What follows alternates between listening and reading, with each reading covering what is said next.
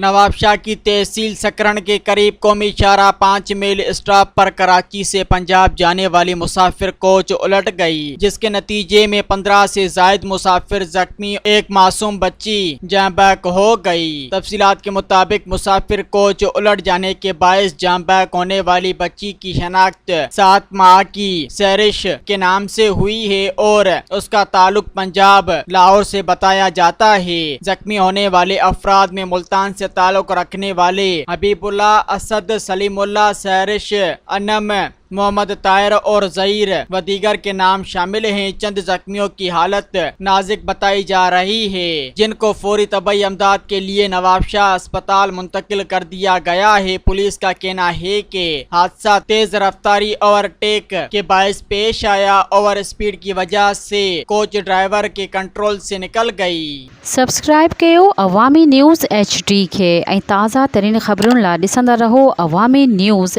HD।